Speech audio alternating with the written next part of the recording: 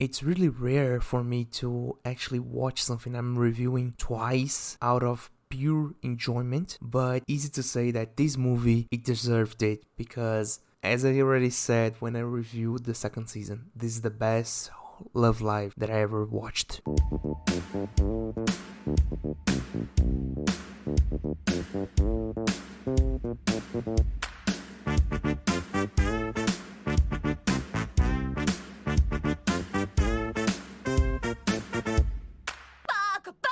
Hello everyone, welcome to the Weeb Initiative. I'm your host, the Weeb. This is the show where every other week I'll be talking about anime, manga, and everything in between. This week I will compensate for last time, not really compensate, but as I already said when I talked about the first season of the Idolmaster Shiny Colors, for each episode that I talk about Love Live, I need an episode for Idolmaster and vice versa. So for the second episode of Shiny Colors, here is the review for the Love Live Nijigasaki movie. So easy to say, I'm pretty happy doing this review because this was something that I really wanted to watch, and for the most part this movie was not something that I had any expectation to, but even then, after watching it, and mind you, watching it twice, I have come to the conclusion that this movie was really something that was made first and foremost for the fans. I think that it is pretty safe to say that the movie, it has the energy to actually cover up for a third season that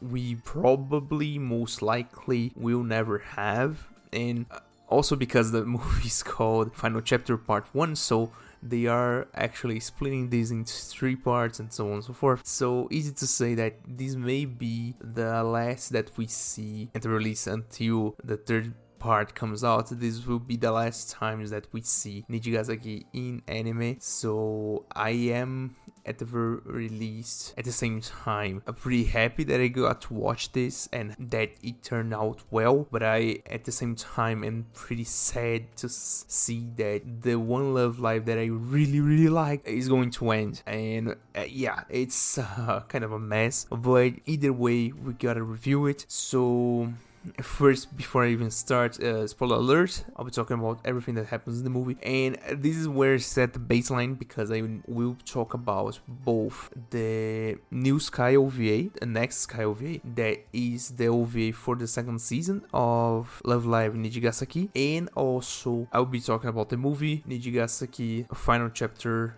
Part 1, and this is the part where, before I even start with the status of this whole movie and the OVA, shout out to CG Japan, because I got the email saying that the DVD was already out to buy, so this was my flag to say, oh my god, I need to get the guys in the Discord to actually watch it. And so we did a watch party after I found out about this. So we watched together both the OVA and the movie, and and this is the part where I need to explain. I need to talk about the OVA here because first off, I didn't actually talk about the OVA back when I did the review for the second season, and also because the OVA, for the most part, it is the prelude to the movie.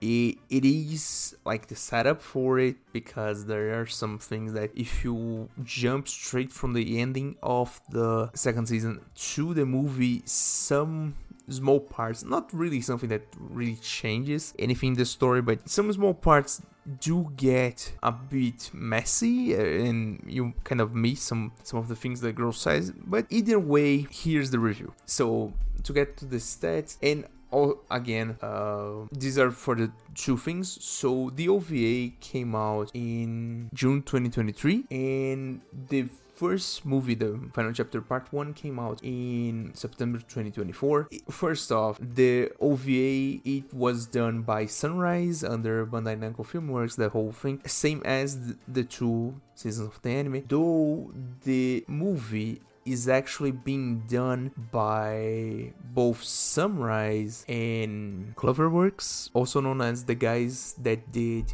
Boshi the Rock. And in that, the movie has strictly a different art style than the 2 seasons of the anime and the OVA, though there is a flashback sequence that they use the old animation and so on and so forth, but I will get there when we get there. So let's get to the story. So the OVA, it's really simple. It's something that it is, and I'll say this is just my opinion, okay? This review will be mostly my opinion. It is not objective. I'm watching this with roasting the glasses. I am truly a fan, and so I will give credit where it may not be warranted, and I will excuse the anime because I just love it. But easy to say, the OVA is pretty simple, pretty straightforward. Basically, it first starts with the girls from Rebirth, so Mia, Lanzu, and Shuriko finishing up concert, and then Shuriko has this one reaction from her fans, from her being kind of rigid, kind of strict in the way that she talks to her fans, and it comes from the fact that she's pretty diligent in her studies. Her way to do things is pretty focused on being polite and objective and so on and so forth. And she's doesn't act so much as an idol, as a schoolgirl you would think, and then it comes out that the reaction is not that great, and so she starts with this feeling that she's kind of not fit to be an idol because she doesn't actually connect to the fans in that way. And this is something that they use as a catalyst later on, but the main thing from the OVA is not really that. Then we cut to the next scene where the girls receive a message from Ayumu that ended the second season, going to London in a pretty short exchange program to actually teach some girls how to be school idols. And so she's coming back, and then the girls will go there and surprise her in the airport. Here I need to get a tangent, and this is somewhat of a topic that came up when we were watching this in the Discord, and I didn't actually know, but the VA for Setsuna and the artist that would interpret her in the lives and so on and so forth, Kusunoki Tomori, has announced her retirement due to health issues at the end of 2022, and was replaced by Hayashi Koko starting in April 2023. And as the OVA came out in, I think, late June 2023, this is the first time that we listen to her as Setsuna. And I will give at the release my opinion that she gives a very good impression from what Tomori-san was doing, and for that reason this is just something that I wanted to touch on just because and it becomes important more later, and we'll talk more when we get to the movie. But the fact that they had to replace the OVA may become something to discuss in the future, but let's just get done with the OVA. So the girls go to the airport to surprise Ayumu, and then they have a whole gag where they explode I don't know how do you call that in English actually, confetti bomb, something like that.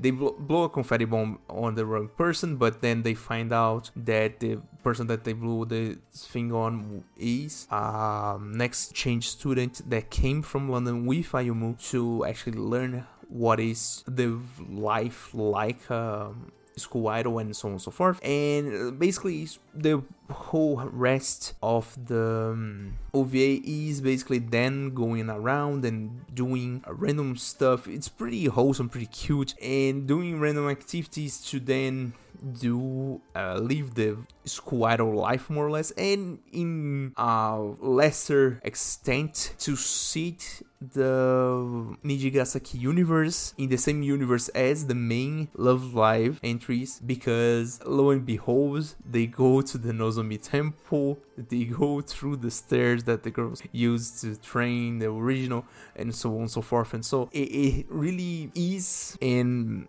this was the working title for the most part, this before I even started watching the movie really.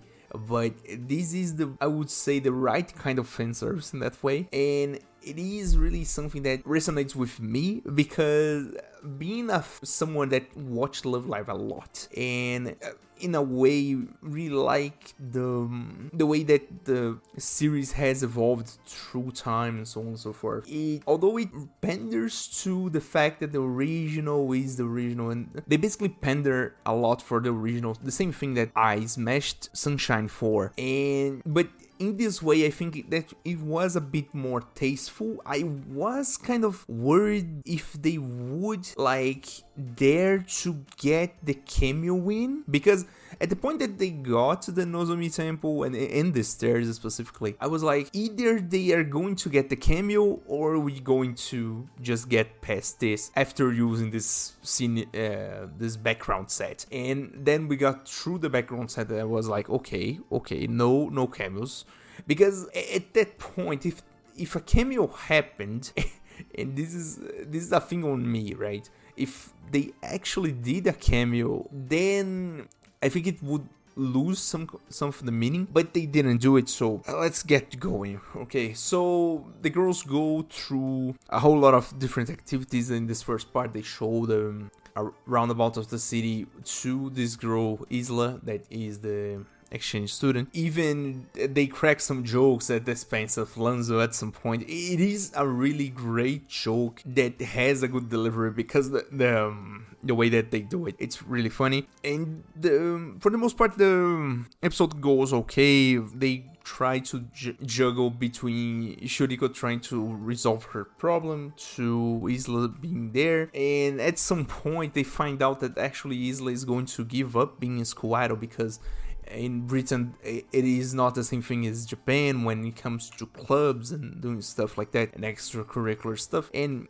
this goes back to the fact that most of the world doesn't do clubs like Japan does, but anyways. And for the most part, that the whole thing comes down to they trying to convince Isla not to give up being an idol, because not everything can be done the way that you think it can. You need to just push forward the way you can, and so on and so forth. It is kind of a really uplifting message in that way, and it culminates with Shuriko kind of getting her stuff together and admitting to herself that the way that she acts is the way that she acts, and that's the way that she should act either way, because it is her own style. And this is the crowning piece. That's the whole reason that I needed to watch this whole OVA. And when I learned that this song was in there, I needed to watch this. They sing Go Our Way.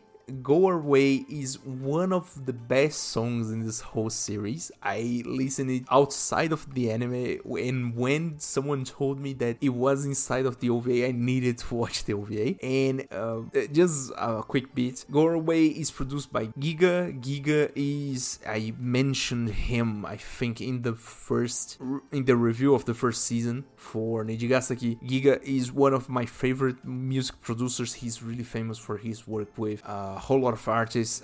Nowadays he has done work throughout the, let's say, kind of otaku music industry, kind of anime and stuff. So he has done a whole lot of things with Vocaloid. He has done a whole lot of things with a plethora of artists, and his latest stuff going through VTubers to different artists and so on and so forth. He has done things with Ado, with Marine, and so on and so forth. It's really, I like that guy. That's the whole thing. I'm a fan.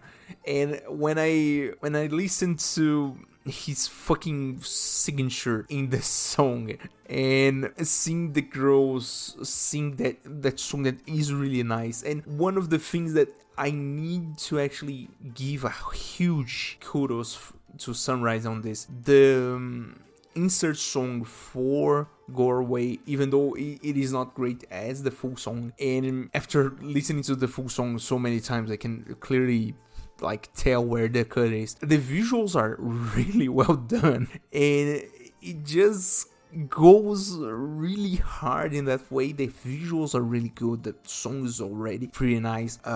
Quick remark that much like in a whole lot of other media that I reviewed here, and even in Love Live and still also in the movie, this is something that happens. They tone down most of the instrumental for the songs for some reason and really try to push out the vocals. I don't know why they do it exactly, but it is something that I notice, and this is especially important when talking to Go Away, because Go Away is really punctured, really, let's say, and it emphasizes a whole lot of instrumentals that get really doled out through these things that they do. And while I like the way that they push the vocals forward, that the instrumentals are kind of left behind in that way, and in a song that has a whole solo, and solo is kind of a weird word because it is electronic music, and I don't know if solo is used in that genre, but it's still there's a part where I think it gets really doled out, though it may just be me, I don't know. Anyway, so they sing the song, it is really nice, really great in that way, and the whole thing kind of works out at the end. So Isla goes back to Britain and actually starts the club, even though she doesn't actually have the support of the school. She starts with the club with a friend of hers and so on and so forth, and basically that's the whole of the OVA, although they actually have a post-credit scene that says that they will have a next chapter, and which is the movie and so on and so forth. So it kind of drops that kind of message for us. And I'll just talk about the movie. So, oh my god. So where do I start? So I need to start to say that I don't agree with the structure of this movie, because you start the movie and only see 6 of the girls from the get-go, and for the most part, we only see those 6 for the rest of the movie. It is something that I don't agree with. I don't think that they needed to do it like that, though I understand that they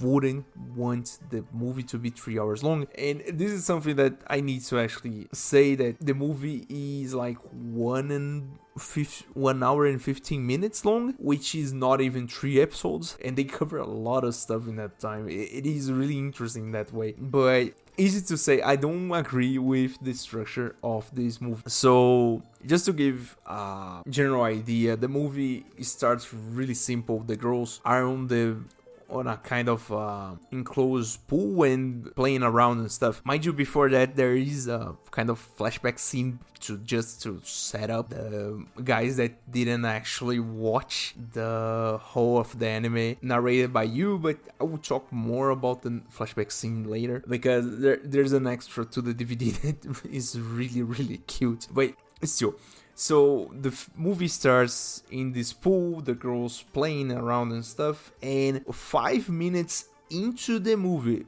kind of like without wait, we have our first insert song from Shizuku. I don't actually have the name of the song here. I will leave, I think, all of the links for all of the songs down in the description, because this movie only has bangers, and this is a thing that I didn't really expect. All of the songs in this movie are actual bangers, and I was like, holy shit, bro, how did they do it? All of them are great. I mean, granted, I'm giving Kanata's song later on a bit more credit than it's due. I don't actually like it that much. I mean, the chorus is really nice, but outside of that, I don't think that it was really that great. But either way, the whole thing is really nice, and this is something that I want to actually put in at the beginning here. The whole movie, for the insert songs, oh my god, they are all great. And so the girls are in this pool, okay, we have the insert song from Shizuku, really nice song, really nice visuals. And this is a thing also, I'm getting a lot of tangents already, but bear with me on this. For the visuals, and it is pretty clear from the get-go that they use a whole lot of 3D on this for the character animations, especially in the insert songs bit. And I will say that for the most part, it is unnoticeable. I mean, some parts I'm not really sure they are actual 3D. There are some parts that really become kind of clear on that, but some of the parts really, I was questioning myself, like, did they actually like draw this whole thing 2D because the animation is really smooth, and for the most part it is the most tasteful use of 3D because it's really well done in any anime media I ever watched. And I was like, oh my god, they actually did it. Combine that with the fact that the backgrounds in this are really gorgeous. Some of them appear like real photos. And again, done by Cloverworks. So given their history with Boshi the Rock, I wouldn't get it past them to actually use photos for the movie, but that's beyond me. And let's continue with the story. So then we have a flashback sequence where the girls are all in the club room and actually discussing this school idol Grand Prix. And so basically they have this event that each of the girls need to enter, and all of the girls are ranked, and basically they have to do different appearances, different kind of, as a medias for each other, and basically try to rank up inside of this festival for the time they have. They all go to Okinawa. They have, from what I gather, free accommodation in a special hotel there, and there are a lot of girls going through Okinawa, and all of the parts in Okinawa apparently have like cameras for them to live stream their performances and stuff, so they can actually book shows and do other stuff, stream from their cell phones and stuff. It's a really nice concept when you think about it. It's really like something that you would say, yeah, that's pretty nice. I would get into it. I would watch something like that. And basically the whole background, the whole setting is basically that. So all of the girls are within this festival within this competition to do their appearances, so on and so forth. And so Shizuku's insert song is the first one to actually, let's say, categorized as an appearance in the first day. And so from then on, we have different interactions for the most part. I need to actually set the baseline here that we only have 6 girls in this whole thing. 7 girls because Yu drops in later on in the movie, but still. And basically, we only have Kanata, Shizuku, Kasumi, Lanzu, Ayumu, and Emma. Though Kasumi doesn't actually have an insert song here, and I would say that probably they will have this for the second movie, and I will explain this a bit later, but still. So the girls have this whole setting to get over, and in the meantime, we have some different plot lines going, right? So there is this one plot line that the start of the movie doesn't really seem like a plotline. That is the Ayumu versus Lanzu beat that I will talk more about later. Then later on we get this, let's say, the first to be resolved more or less beat between 2 girls in Okinawa, really. One is called Ten and the other one's called Koito. Shout out Idolmaster Shine Colors, because I talked about Koito last week. Anyways, so the whole thing about them going through kind of a breakup because they had an idol unit. They had their first, let's say, show in their school, but the show sucked because they didn't actually have any, if at all, audience. And it is just the shot. You can remember every single one of the Love Lives that came before it and say, yeah, the first performance is never the best. It is always the worst one. And in that way, it is a plot point that they go through a whole lot of stuff because they're like, they have to pad out the movie. That's the thing. It is not really that well developed, but it doesn't actually need to, because it's something that is really such a well resolved kind of plot point. It's something that we have seen so much of throughout all the idol stuffs that you probably watch if you're watching this movie, that you wouldn't really mind to have another one of these. And for the most part, the one girl that actually gets involved in this is just Emma, and this is the part where I need to actually talk about this. So before this whole plot point starts, we have the presentation of Kanata. Kanata has her insert song. It's really great. The song itself is not for me, but it is really nice, really well animated too, and really nice overall. And in that way, when Shizuko and Kanata finish up their part, they are basically shoved to the side and just become the one ship that actually gets to work here. And this is the part where I need to say that I don't know if the selection of the girls was, let's say, right, because in a way they try to push the ships forward, because they always try to push the ships forward. And Kanata and Shizuku are already a ship that we have established from the very beginning of the anime, and for the most part the dropping of Ayumu, the scene where the dropping of you later on with Ayumu next to her, it is really like, oh my god, I know that someone will write a whole lot of the Jinshi about this, but if this was not Love Live, they would kiss right here. And the whole thing kind of goes like that. Lanzu doesn't actually have a shape. If you want to say that she has a shape with Shuriko or Mia, I would say yeah, probably, but not really. But the thing is, right, so Emma's shape for the most part is Karin, and Karin is not present in this movie. So Emma has some parts that I would say would fit with Karin, and I'm going way too deep with this, but it is something that just got me, because the way that they act sometimes is just so out of nowhere for people that it is not really, it's like they designed the interaction to be some way, but the character that's receiving it is not the one that should be. That's the impression that gives me. But either way, so back to the story. So Emma talks it out with the girl, with only 10, who is the girl more, she's shy, she's the girl that, for the most part, the part that she did in the idol unit that she had with Koito was playing the Sanshin, that is, I would say, a different kind of Shimasen. It's something like that, though I can be wrong. I'm not an specialist on this, so that's on me. But either way, so Emma has this presentation with Den to then like try to push her out to express herself better to Koito and try to rebuild their friendship and their love for school idols in that way. And for the most part, it goes well. Emma has her insert song. It is such a nice song, such a idol. Oh my god, man, I don't actually have the words for it, but it really is really cute, really wholesome. The lyrics are nice, the song is nice, the whole instrumental is pretty great, and for the most part it is really awesome. So then they go there, they do this, the girls kind of build up again, and then we go to the next point.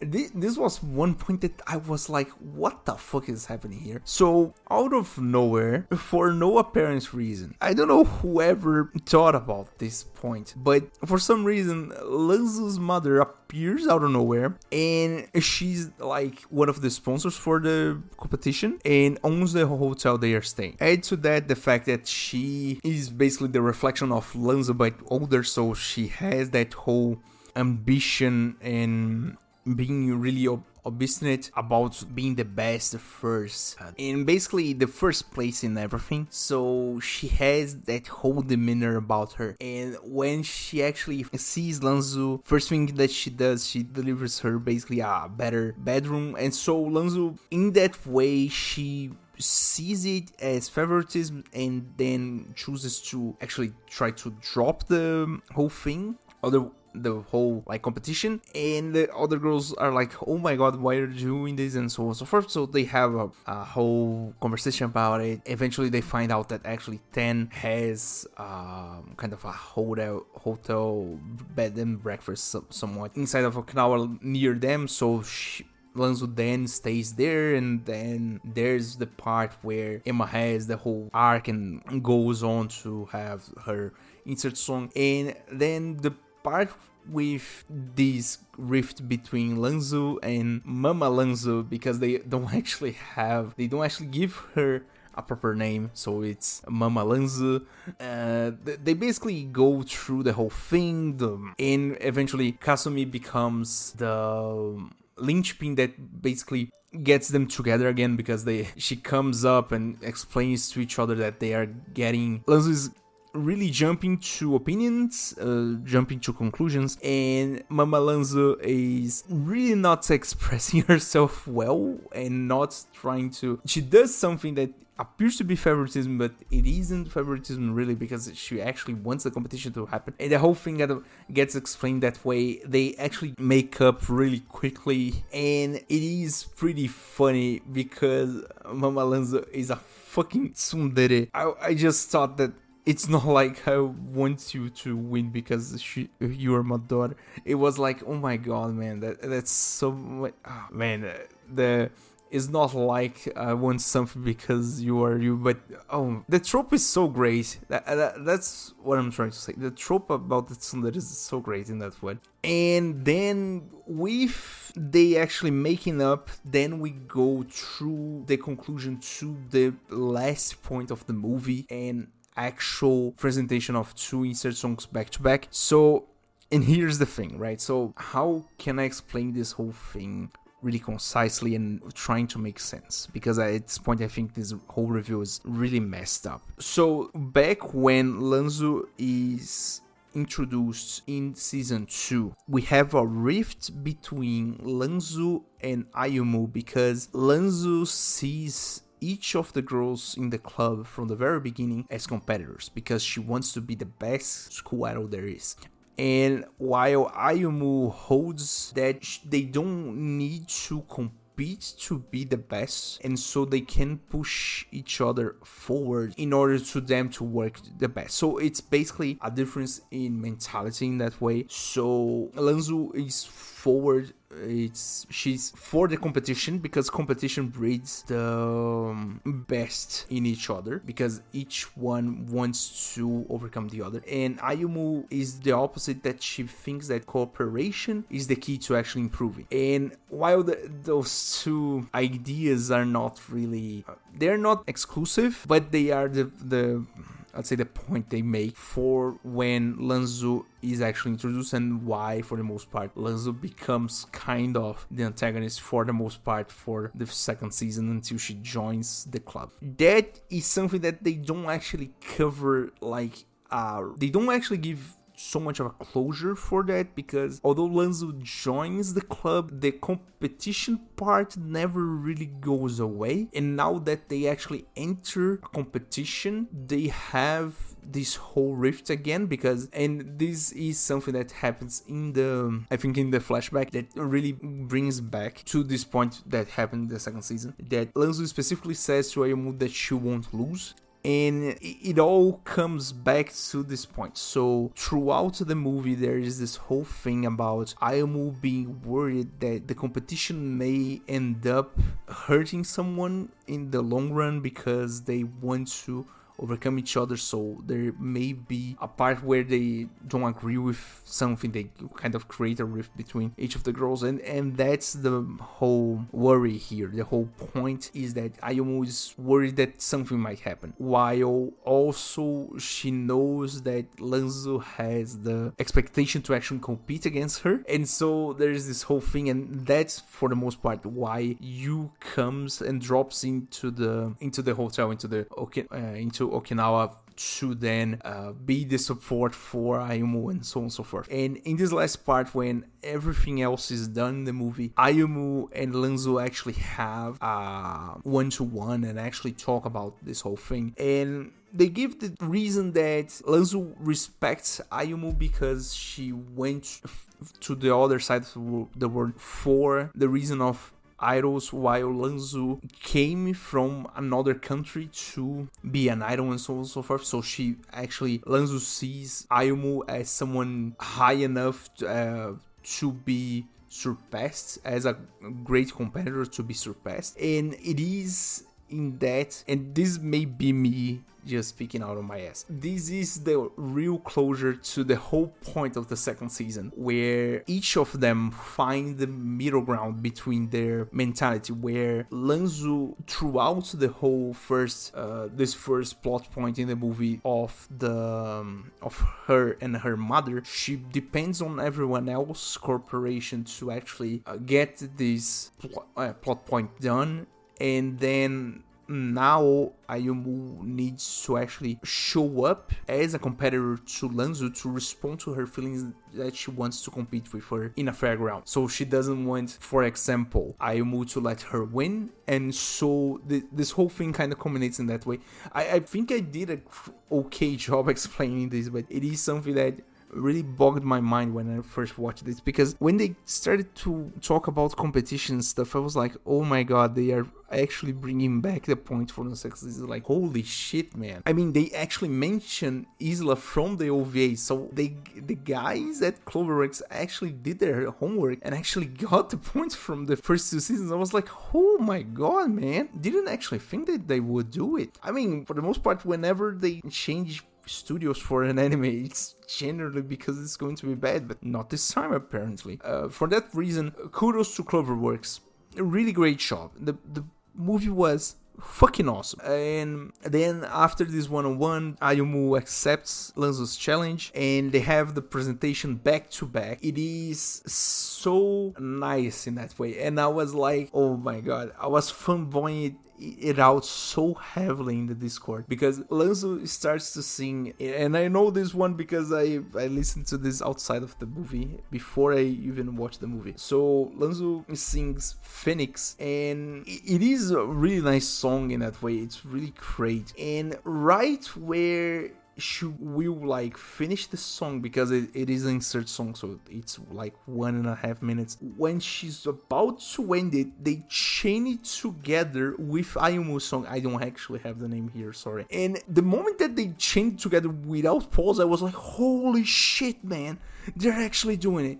And oh my god, man, I was down bad that day. It was really great. The thing is, so they have the presentation back to back, Lanzu then Ayumu, basically same time, right? Really great song from Ayumu. Oh my god, that's the best of her songs. I'm not even kidding right now. I think that both her songs inside of the first 2 seasons of the anime, I may not have kind of liked that much, but this one, the movie, 10 out of 10. I will just say 10 out of 10. And for the most part, that's the movie. They do the presentation, talk a bit about all the things that they want to do, that they need to do, and so on and so forth, and then the movie ends, and then we have the ending sang by all the girls, I think even including the ones that don't actually appear in the movie for the most part. And then we have a post-credit scene where they show every one of the girls that didn't appear here and just says to next stage. Though they don't actually show Kazumi, and I think that, I mean, I don't know if it's a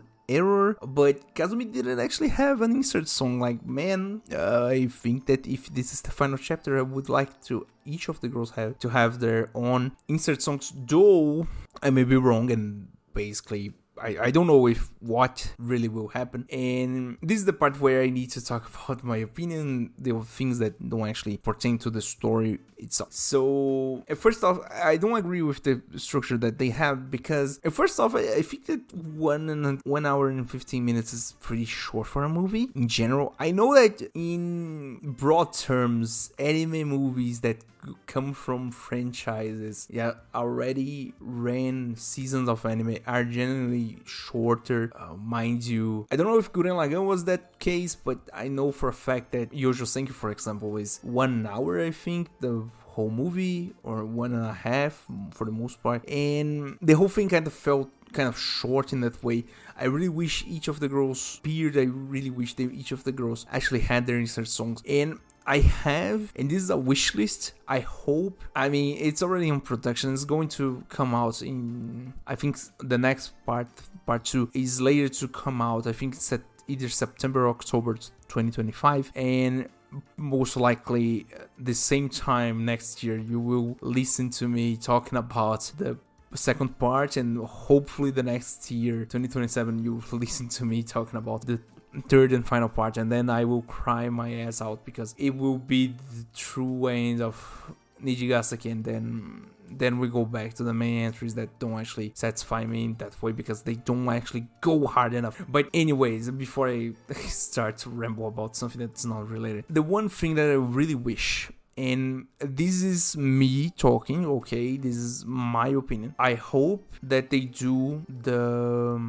second part, all of the girls finish their insert songs. So Kasumi, Karin, Ai, Setsuna, Mia, and Shuriko. And then the third part is the part where I really lose my shit and they do all the units, because then I would be really happy to have one more song from Diver Diva, one more song from Rebirth. That would be my ideal world for this whole thing. I really want that to happen. Talking about the movie itself, I think that they covered a whole lot of plot points really, I will not say well, but given that it was a movie and the limitations of being in a love life, so they have to actually try to keep it family friendly and at the same time shallow to everyone to pick it up on, and so on and so forth, that they don't actually want to go hard on the story that way. I really think that they did a great job. I think that the plot points were okay. The plot point specifically with the two girls, Ten and Koito, I think it was pretty alright, all things considered. It was really not memorable, but it was pretty alright. I think it's serviceable. I don't know if they needed to add it in the movie, but I think that in a way they did a fairly decent job in actually trying to give Emma a bit of development. In that way, I think that they actually shoved Shizuku and Kanata to the side way too early and didn't actually do anything really in the whole movie. That's something that I can prove it more or less, let's say. And in the same, let's say, on the other side of the coin, we have Kasumi that didn't actually have her insert song, but I would say they used her better as someone to push the plot forward, because she's I will use this term, but it is just the brain rot setting in. She's such a gremlin in that way that she really doesn't actually stop anywhere and doesn't get calm. She's always like trying to push herself forward and so on and so forth. And in that way, she actually helps a lot the plot, because she gets a whole lot of things involved. She gets the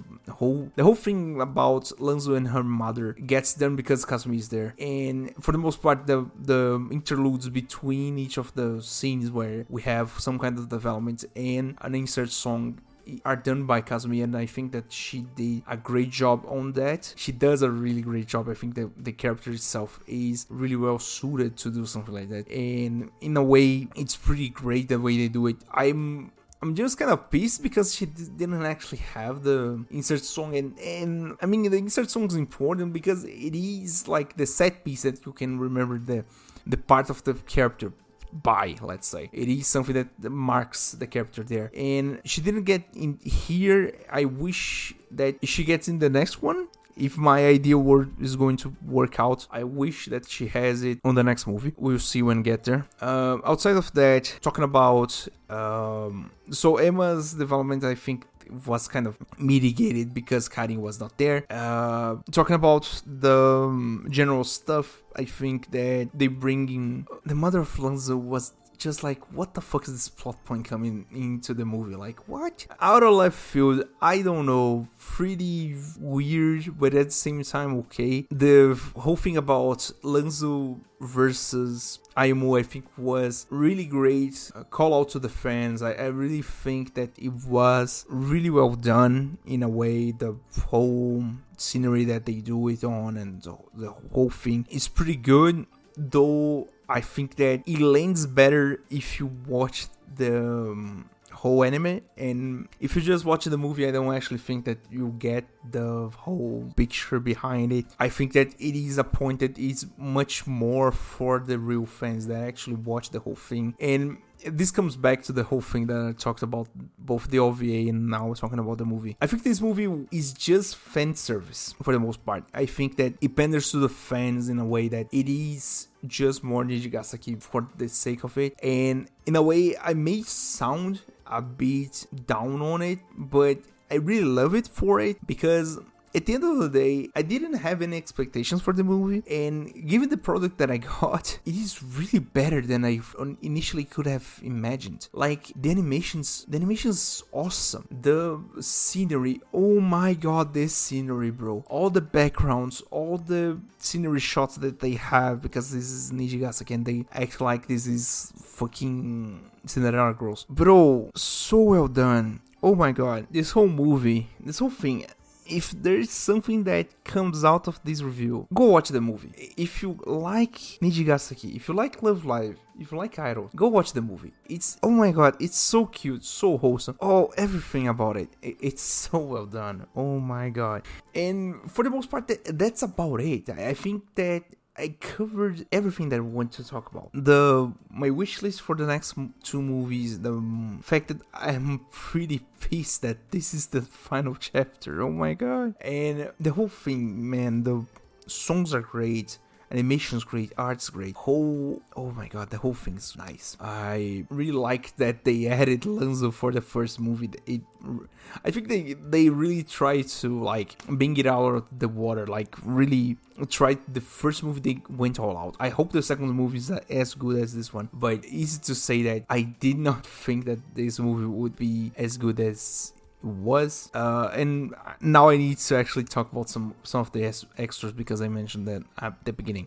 So first off, the whole thing, the DVD, it has extras from what I gather. They had each of the girls narrate a different flashback sequence for each of the girls narrates her flashback differently, so we have different scenes from the 2 seasons. And I think even for the case of Ayumu, I think even the OVA, but I could be wrong on that. I didn't actually watch that, but easy to say, it's really well done, really cute. I think it's really nice that they actually did something like this.